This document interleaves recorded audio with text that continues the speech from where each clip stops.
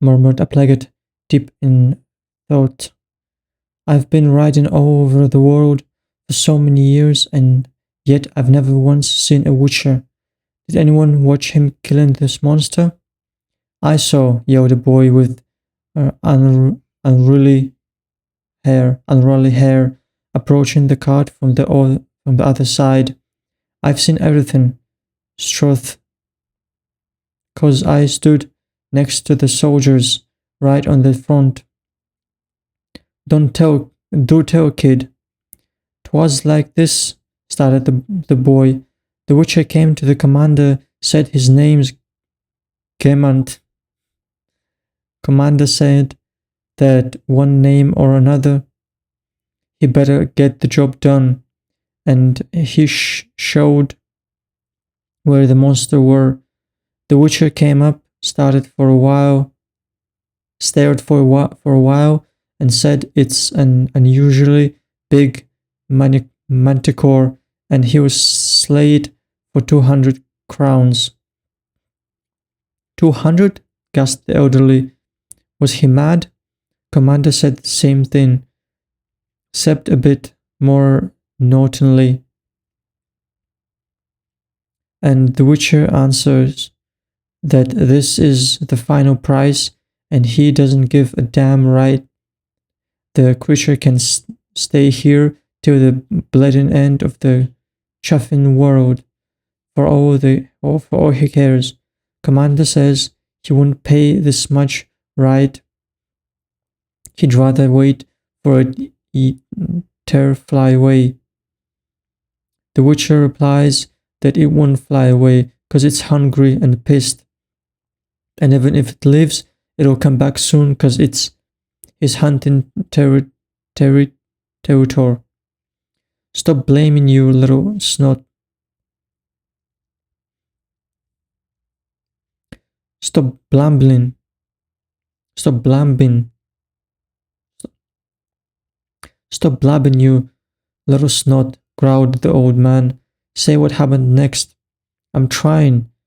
So the witcher says this: the monster won't leave, but it will spend the whole night eating the knight's corpse slowly, 'cause it's inside the armor, hard to pick out.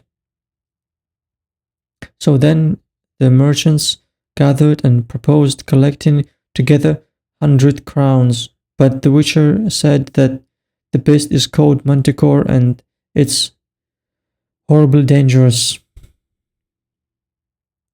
So they can shove those 100 crowns up their asses, 'cause he won't risk his own for this amount.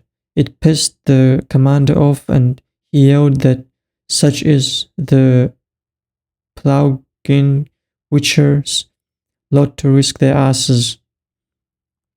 But the merchants must have feared that the witcher will get pissed too, and so they agreed on 150. And then the witcher took out his sword and went after the manticore, and the commander made a sign against evil after him,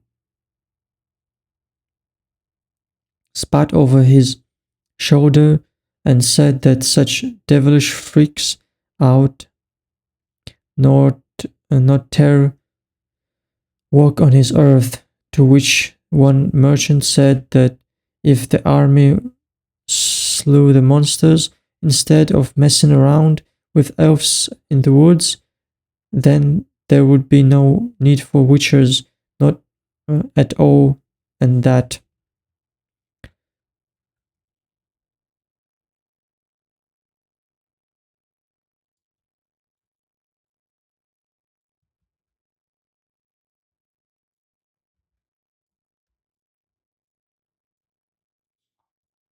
Stop wasting time, interrupted the old man.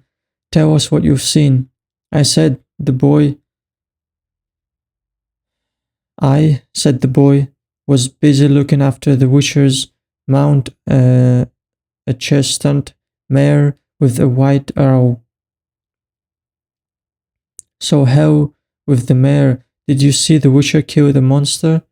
I didn't. I was pushed behind.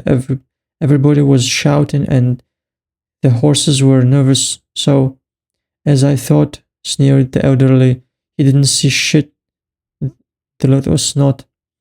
But I've seen the Witcher come back, prote- protested the boy.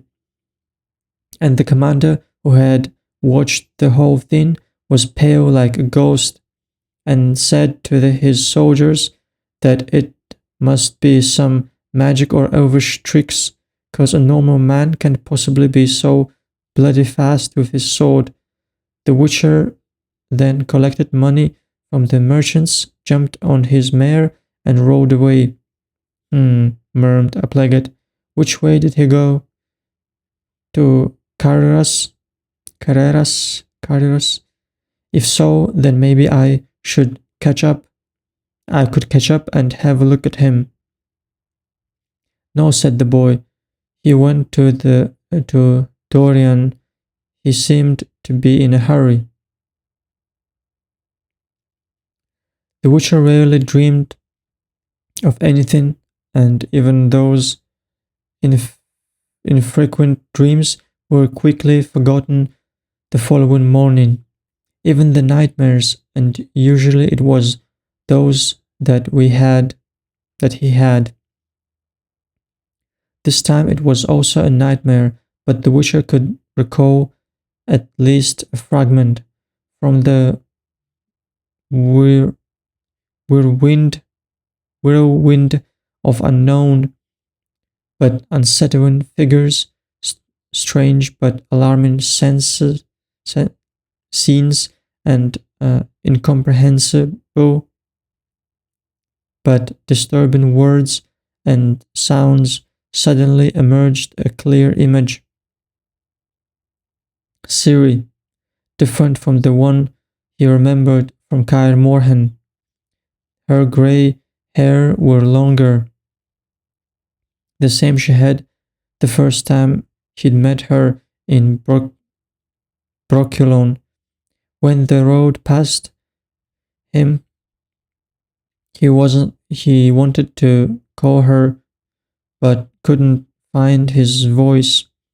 He wanted to run after her, but felt like he was sinking in tar.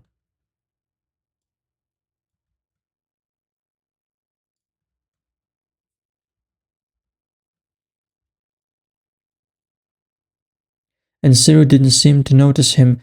She kept galloping further and in the night between the old twisted willows and alders, which waved their limbs as if trying to catch her.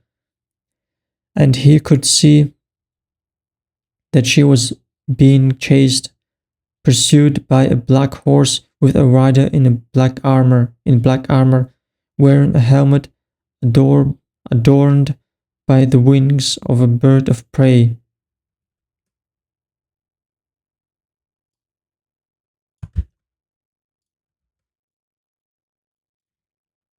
He couldn't move, he couldn't shout, he could only watch as the winged knight rides up to Ciri, catches her by the hair, pulls her off the horse, and drags her behind him. He could only watch how her face turns blue from the pain and her mouth opens in a silent scream. Wake up, he told himself, unable to withstand the terrifying vision. Wake up, wake up right now. He woke up.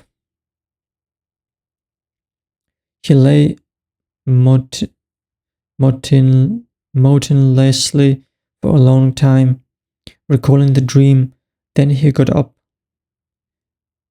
He took a sack from under his pillow and recounted the money. 150 for the manticore, 50 for the ogre he killed in Carreras, and 50 for Berdov's werewolf. 50 for a werewolf. It was a lot for such an easy job. The werewolf didn't try to protect himself. Cornered inside a cave, he knelt and waited for the blow. The Witcher felt sorry for him, but he needed this money. Less than an hour later, he was traveling through the streets of Dorian, searching for the familiar searching for the familiar